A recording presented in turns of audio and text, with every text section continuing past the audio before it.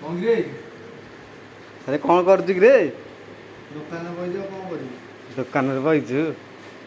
କଣ କରିବା କହୁନୁ? କଣ କରିବା କୋଉଦିନ କହ? କୋଉଦିନଠୁ ଆଇଲୁଣୁ? ଦିଆ ହେଇଛି ନୂଆ ଦୋକାନ କରାହେଇଛି ଆଉ ଏଇ ହଁ ମାସେ 2 ମାସ ହେଲା କରାହେଇଛି। କୋଉଟା କେତେ କ'ଣ ରେଟ୍ କେତେ କ'ଣ? କଣ ଏରା ଯାହା ପ୍ରିଣ୍ଟ ଯେମିତି ରେଟ୍ ସେମିତି ଆଉ କଣ ଆଉ ଏରା ରେଟ୍ ଯାହା ତ ପ୍ରାଇସ୍ ସେତିକି ଆଉ MRP ପ୍ରିଣ୍ଟ ରହୁଛି ଆଉ। ଦେଖନ୍ତୁ ଏଇରା ସବୁ ଚକୋଲେଟ୍ ବିଭିନ୍ନ ପ୍ରକାର ଚକୋଲେଟ୍ ବିକୁଛି। ଆଉ କଣ ହଉଛି? ଦେଖିବା ଦେଖ କ୍ୟାସିୟର ଦେଖ। ଏଇଟା କଣ କ୍ୟାମେରା ପକଉଛି ଭାଇ? ବାଡେଇ ଧରିକି ଦେଖନ୍ତୁ ପୁରା ଦୋକାନରେ ପୁରା ଫୁଲ୍ ଜିନିଷ ଅଛି। ଯେ କ'ଣ କ'ଣ ତଥାପି ମିଳୁଛି?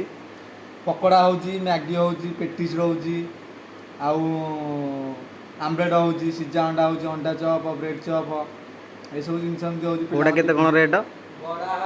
ସିଏ ସବୁ ରହୁଛି ଆଉ। ତଥାପି କୋଉଟା କେତେ ରେଟ୍ ଆମେ ଜାଣିବା ତଥାପି? ଆମର ଟିଫିନ୍ ଆଇଟମ୍ ଆସିବ ପ୍ଲେଟ୍ 20 ଟଙ୍କା।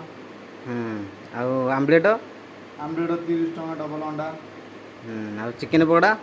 ଚିକେନ୍ ପକୋଡ଼ା 50 ଟଙ୍କା। ଆଉ ମ୍ୟାଗି? ଆସିବ। ମ୍ୟାଗି? ମ୍ୟାଗି ଆସିବ 25 ଟଙ୍କା। ଏମିତି ତାହେଲେ ରେଟ୍ କରୁଛ ଆଉ। ଏମିତି ଅଛି କଲେଜ ଭିତରେ ଦୋକାନ ହେଇଛି ଆଉ। କେଉଁ ଭିତରେ ଅଛି ଏଇଟା ଦୋକାନଟା? ଆମର ହେଉଛି Bhubaneswar, Khordha Bhubaneswar capital engineering college ଅଣ୍ଡା ବାଜପୁର। ବିଭିନ୍ନ ପ୍ରକାର ଥଣ୍ଡା ଅଛି ଆଉ। ଥଣ୍ଡା ବିଭିନ୍ନ ପ୍ରକାର କେକ୍। ସାମାନ ନାହିଁରେ କିଛି ସାମାନ ଆଣା ହବ। ସାମାନ ଦେଖିଲେ ତୁ ବାଇଆ ହେଇଯିବୁ। ନାହିଁ କିଛି ସାମାନ। ଆହୁରି ତାହେଲେ ଆଣା ହବ? ସାମାନ କିଛି ଆସିନି, ସାମାନ ଆହୁରି ଆସିବ।